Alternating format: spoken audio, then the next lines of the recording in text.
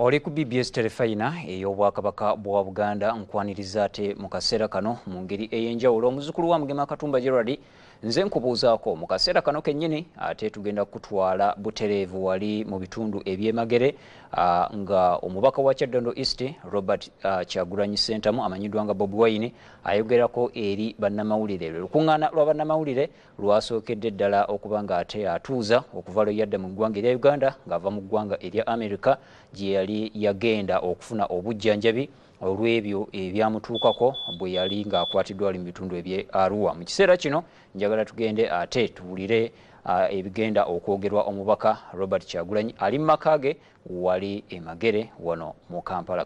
Proceed to read the statement. Provide a translated summary for the benefit of Uganda, and then we'll field questions from you, the press corps. It will be 2 rounds, and then we'll bring it to a close. Just 1 or 2 ground rules. Please, we request that we do not have people crisscrossing this hind area or making unnecessary movements. Thank you, Honorable Kyagulanyi. Please welcome with me, Honorable Kyagulanyi, and then we'll start the media conference. Thank you.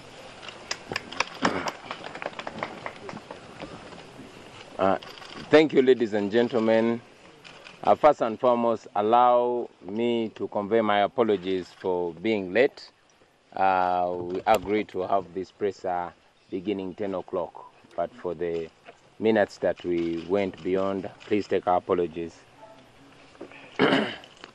Now, fellow Ugandans here in Uganda and abroad, I greet you on my behalf and on behalf of the many people that did not get the opportunity to communicate to you today. I thank you for standing with us and for continuously being patriotic. There's a new energy that we saw in you that encourages that this is not just about us, like we said, but it's about all of you. We thank you for having personally taken on the struggle for your own liberty and treating it as your own. You all know what happened on the 13th of August in Arua, and I don't intend to dwell so much on it.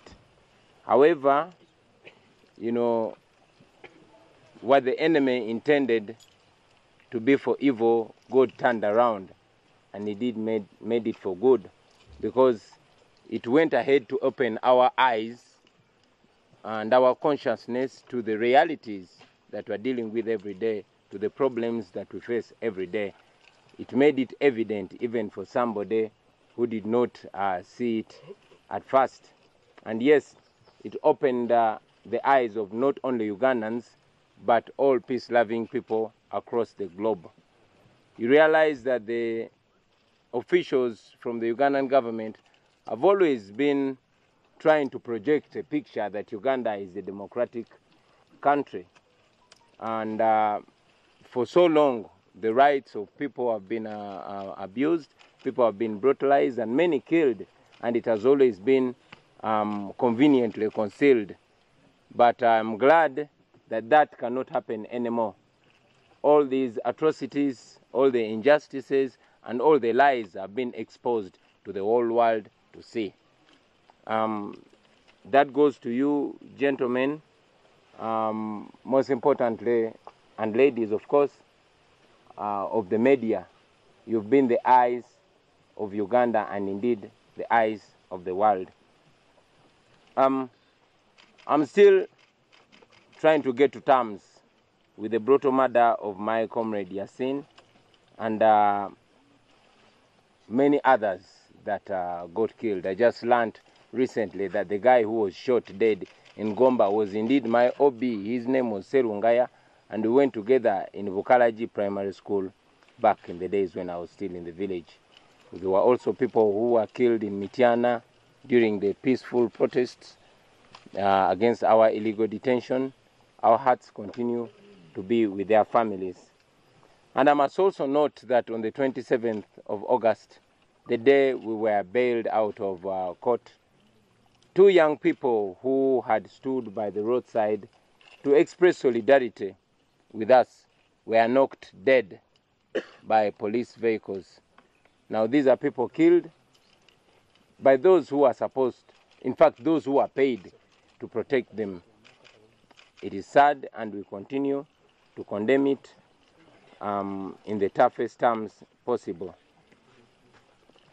Many more people were brutalized, and like you saw recently, I visited some of our colleagues that I could afford to reach, but many continue to suffer in hospitals. Many have been detained without charge, and yes, many continue to be brutalized and tortured. I spoke to my friend Eddie Mutwe, and he narrated to me his ordeal, how he was brutally arrested, blindfolded for more than 10 days, and held incommunicado, which is illegal. And yes, we continue to condemn that. I must remind you, ladies and gentlemen, that our legal teams are working day and night to ensure that they get the freedom of these people, but also to follow up the cases of our colleagues, those who have died and those that have been tortured. And I can guarantee you that sooner or later, justice will prevail. In a special way, I want to commend the Uganda Law Society for standing firmly to defend the rights of the people. You've seen them even amidst intimidation, and yes, efforts to compromise some of them are underway, but they've stood strong. And it's at this juncture that I would like to request the entire legal fraternity to stand behind the leadership of the Uganda Law Society, so that our legal minds can really benefit the nation the way the nation always hoped to be to benefit from them. The citizens of Uganda have gone through tough times since the days when many of us were growing up. The citizens of Uganda are still going through tough times. But my call to them is that we must stand together. We are in this together, ladies and gentlemen. And indeed, when we stand together, we shall be able to liberate our country. This is not about a single person. It's about all of us. So we cannot just sit back and continue to watch with shock the disturbing videos of the security officers of the military, of the police, brutalizing and torturing the people they are actually paid to protect, and sit in our confidence, in our comfort. I can tell you that regardless of how comfortable you think you are, the injustices that you see from a distance will eventually come to you. And like Dr. Martin Luther King once noted, that injustice anywhere is a threat to justice everywhere. So yes, the injustice that goes on your fellow Ugandan is a big threat to your own justice and liberty. So I call upon all Ugandans to be vigilant, to stand together, and to not keep quiet, especially in this defining time in our history. I also want to thank in a special way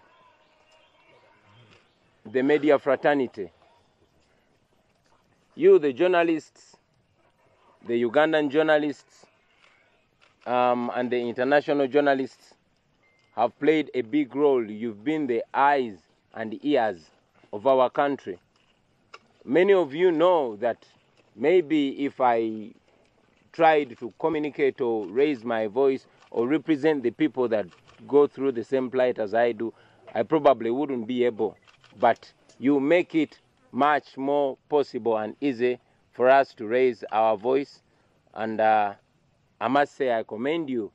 I've seen many of you act professionally, even in extreme danger.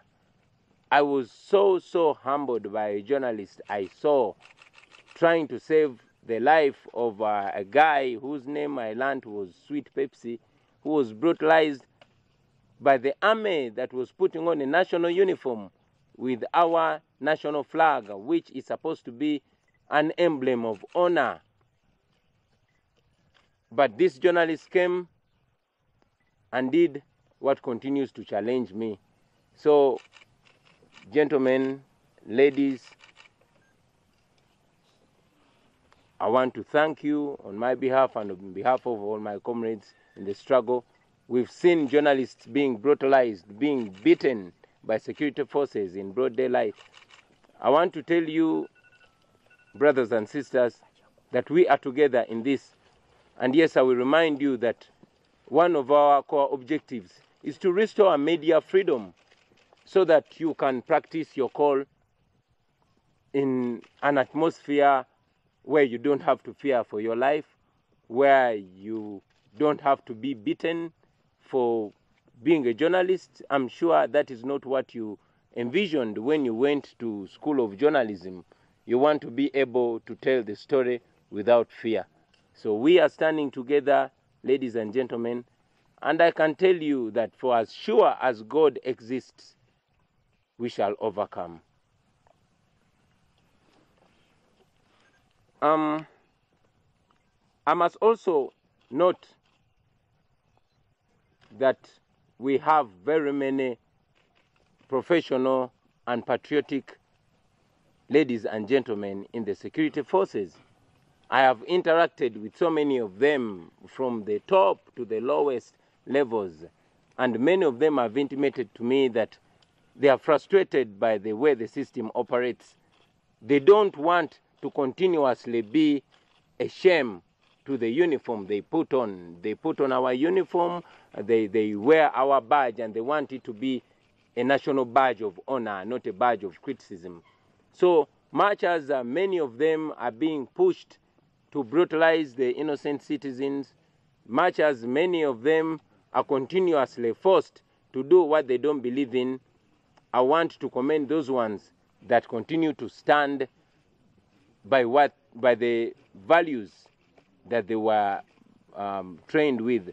And I want to continuously call upon them to, yes, be the voice of reason wherever they are. And to those brothers and sisters in uniform, I want to remind you that you are Ugandans before and after you are a security officer. Before you put on that uniform, you are a Ugandan. And after you remove that uniform, you are a Ugandan still. So you are a Ugandan first and a Ugandan after, before that.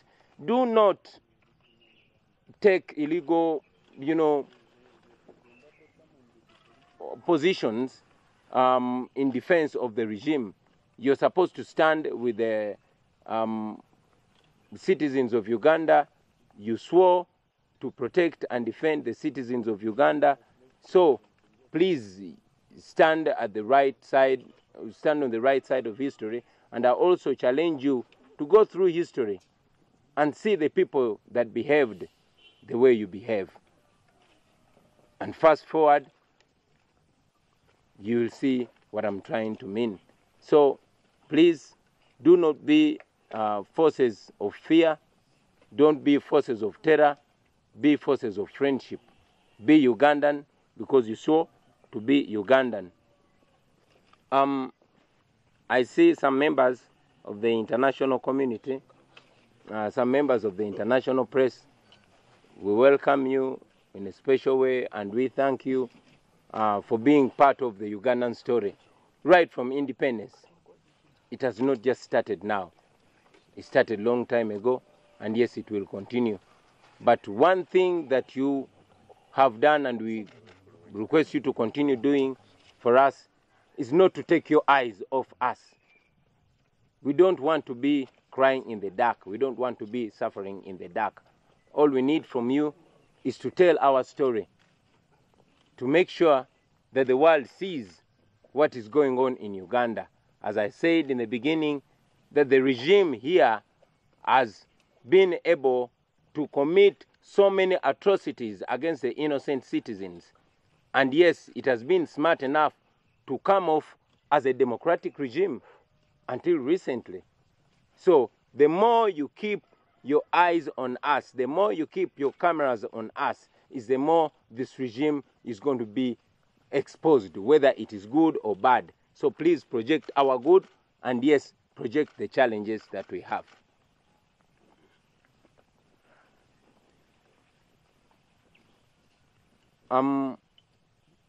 Before I leave the issue of the security forces, I've already mentioned that we have very good and patriotic officers, and I salute you, ladies and gentlemen, in the forces, although it is not very easy to stand with the country.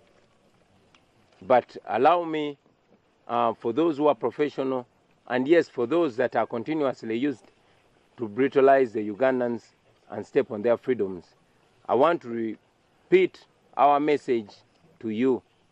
We are not fighting you, we are fighting for you, because we know that even the brothers and sisters in the armed forces, in the military and in the police, they are also Ugandans like us and go through the same challenges every day. These are people that we meet when they put off their uniform, and we share the same plight. So please be human and continue being Ugandan. I had to repeat that again to make sure our brothers and sisters get us, and to make sure they get our message once again that we are not enemies. We are Ugandans serving in different institutions, in different calibers, at different levels. So we are not fighting against you, we are fighting for you too.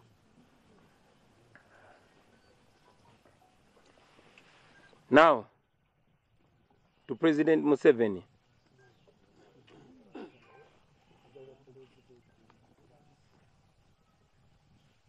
I want to know what you feel when you treat your people like this, Mr. President. How does it feel to continuously keep your boot on the necks of your people? Many times you've reminded us that you are our grandfather, you are our Jaja. But the way we are being treated, the way we are being brutalized, does not reflect what I know of a grandfather or a grandparent. Many of my contemporaries who I spoke to have actually given me the same story that I experienced when I was growing up. Grandparents are people we always run to for protection, for love, for care. Just yesterday when my grandmother visited me, and for the record, I was blocked from visiting my grandmother the day I came back to the country. She actually had thought I was dead. So when she came and visited me, she carried me. She's very old and very weak, but she carried me on her lap. She patted me, she hugged me. She even tried to lift me, though she can't. And she prayed with me. So, Mr. President, I think that that is how a grandparent should be treating grandchildren. We are children, indeed grandchildren of Uganda, who also have a brain and have a voice. So I believe that a grandparent should not be brutalizing and framing grandchildren every time they try to raise their voice or every time they have a different opinion. We want to learn from our elders. We want to learn from you, Mr. President. But what is coming from you is not what we would be glad to learn. I have read many communications from you, Mr. President, ever since the events in Arua. And yes, I've watched the numerous press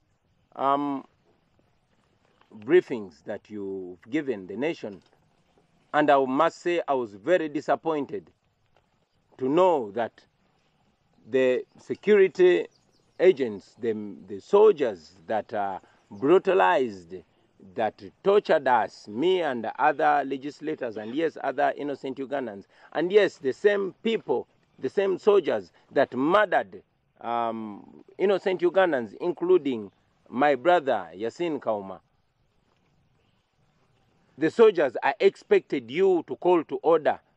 I was very disappointed when you seemed to pat them on the back for a job well done. That was disappointing, Mr. President. Very, very disappointing. And that is not what our generation would expect out of a grandparent.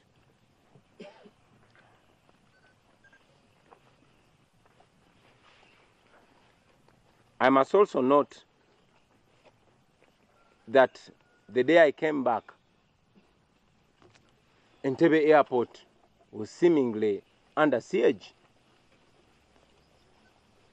Entebbe town, and yes, Kampala, was more or less a war zone. People were being brutalized. We saw soldiers everywhere. Fear was pointed everywhere. And Mr. President, you and your lieutenants have always dismissed us as inconsequential. So I wonder what causes so much fear about people that you have always dismissed as inconsequential, as bayaye from the ghetto.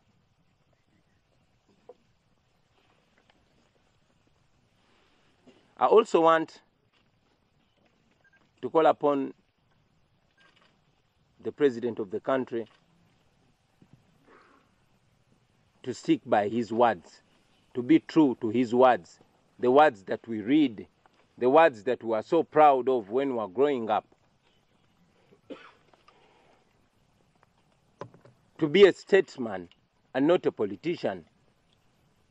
And yes, ladies and gentlemen, I've many times disliked being referred to as a politician,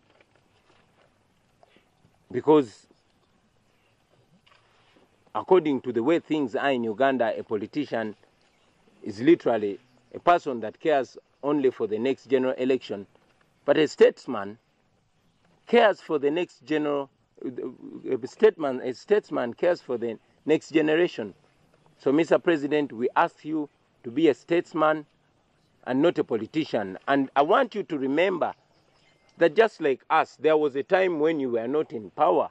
There was a time when the former regimes, the regimes that you discredit every now and then, there's a time those regimes, particularly in the 80s, those regimes called you bandits when you were still fighting for freedom, although you were fighting violently, and we don't believe in violence. That's the only difference. So I want you, Mr. President, to know that just like there was a time when you were not in power, there will be a time when you are not in power. I repeat, just like there was a time when you are not in power, you must remember that there will be a time when you are not in power. So you should treat people the way you want to be treated. You should respect the rights of Ugandans the way you want to be treated. The nation has always been looking up to you. It is not too late, Mr. President, to do what is right. It is not too late to listen to our cries. It is not too late to regain your legacy, to save your legacy, Mr. President. So please do what is right.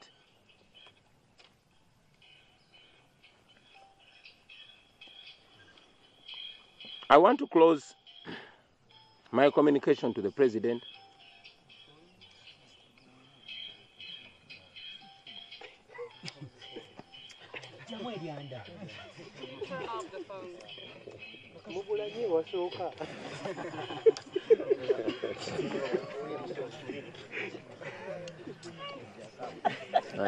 it's understandable.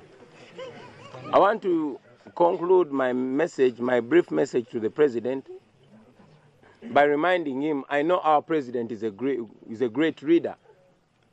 and I know he's particularly a good Bible reader. I want to remind you of what Moses told the Pharaoh of Egypt.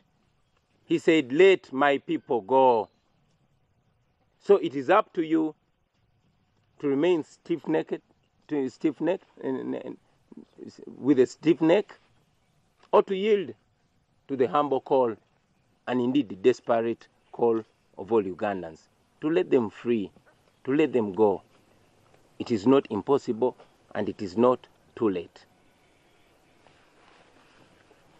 Allow me, ladies and gentlemen, and I must note that I put together a press statement for you, ladies and gentlemen, because I did not want this press brief to take 4 hours or beyond. I will give the text to you so you can be able to address yourself to it. I want to get on my last point today, and my last point will be the people power idea. Ladies and gentlemen, so many people have been asking what people power is. Allow me to make it clear today, and yes, I will continue to try to clarify it personally and through other colleagues. I want to make it clear that people power is not Bobi Wine. People power is not about Bobi Wine or anybody for that matter. People power is an idea that is premised on the fact that power belongs to the people. And that fact is guaranteed by Article number 1 of our Constitution, which states that all power belongs to the people. Not some power, but all power. So because of the way we've been subjected to ridicule, because of the way we've been dehumanized, because of the way we've been reduced to being less than citizens, we decided to evoke Article number 1 of our Constitution, which, in my opinion, and indeed in the opinions of many fellow struggleists, it is the first step to realizing who we are, what we have, and what we are capable of achieving. So people power does not just refer to me. As I've said before, I'm just one of the more than 40 million Ugandans that continue to walk towards a road that they're not certain about. People power is you, the journalist, who wants to practice his calling with dignity, but you're being beaten every day like you're a thief. And yes, the government officials are coming out to suggest that they suspected you to be petty thieves. People power is that young lawyer who does not have a voice to practice his legal profession with independence. People power is this legislator that is brutalized for speaking the truth. People power is that young man on a border stage who sold his chibanja, but again continues to be a slave in his own country. People power are all of us who continue to be less than Ugandans, yet we know we deserve more. So people power is you, people power is me, people power is everybody. People power is not a political party or political organization for that matter. We are aware that the state is so scared of the people who come together regardless of their political affiliations, regardless of tribe or religion, but people who envision an idea of having power back in their hands, of having real independence. And yes, the state is doing everything that is possible. I told you this, and I will say it again, that the state has so many times tried to put people within us, people to cause chaos so they can project us as violent people, people to come in our midst and throw stones or objects so that they can, the security forces can get justification to reply back to us with bullets. Many times they've been trying to push us in different corners. They want to identify us as a political organization, and yet we are people that just believe in an idea that we believe every Ugandan should believe in, that power is in their hands. And I want to emphasize that every Ugandan has equal stake in the idea of people power. And yes, this does not only end with us Ugandans, but with all peace-loving people, with all people who believe in democracy, in all people who believe that leaders should be servants and the people should be the real masters of their destiny. As a matter of fact, I was talking to my friends yesterday, and I was telling them that the leaders should be scared of the citizens and not the other way around. But here in Uganda, the citizens are scared of the leaders, because the leaders will beat them if they dare to raise their voices. In my opinion, the leaders should be scared of the citizens, because if they don't run the offices that they're interested with, they should be afraid that people will kick them out and choose other leaders. So people power is everybody. People power is an idea. People power is unstoppable. I will emphasize again that we are aware that the state has been so much trying to identify us to their own convenience. They've been trying to put us in a corner where they can contain us. And yes, we have information that the regime has put some people to go and register the name People Power as a political entity, so that they can stop us from using the word people power, so that they can stop us from coming together regardless of different political affiliations, so that they can find a way of pushing the idea of people power in a corner. We are aware of that, and I want to inform them that we are not bothered, because we know this is not about us, this is about all Ugandans. And Ugandans cannot be stopped. Marcus Garvey said, liberate the minds of men and ultimately you will liberate the bodies of men. So for as long as the minds of Ugandans are being liberated, for as long as all Ugandans are realizing every day that power actually belongs in their hands, then they will be unstoppable.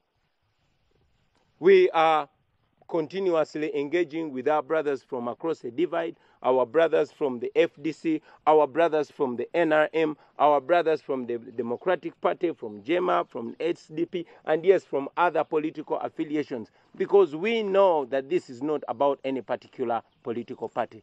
We know that we want to liberate ourselves, all of us, and we have an equal stake in this. So my call to Ugandans on that matter is that let us stand together. Let us remember that we shall either win together or remain slaves, oppressed together in our own country.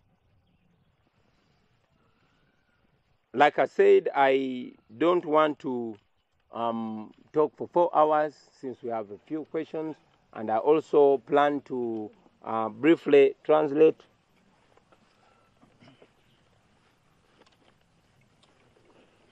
I also briefly intend to translate it into Luganda for our local journalists, and maybe some colleagues will help me translate in other Ugandan languages. I cannot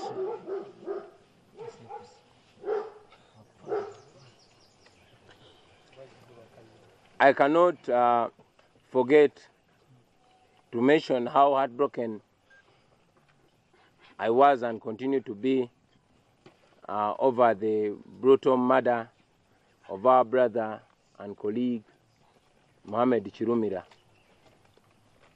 That and many other senseless killings continue to open our eyes to the realities that our country is facing. For him and all our other comrades that we've lost in the struggle, we pray that God rests their souls in eternal peace. Like I said, I have shared with you a text of our press release, and we request you, ladies and gentlemen, to also refer to it for a few details that I've not mentioned. I thank you once more for standing with us. I thank you for always trying to be independent, even amidst extreme intimidation, ladies and gentlemen. And I want you to know that oppressed people shall not always be oppressed. One day we shall get the freedom, liberty, and dignity that we deserve. They might arrest a few of us. They might detain, imprison, or even eliminate some. But ultimately, they cannot kill us all. Oppressed people will not always be oppressed. I thank you, ladies and gentlemen, for God and my country. People power, our power. Our power, people power. Thank you, Honorable Chabulanyi. We'll now field questions. I request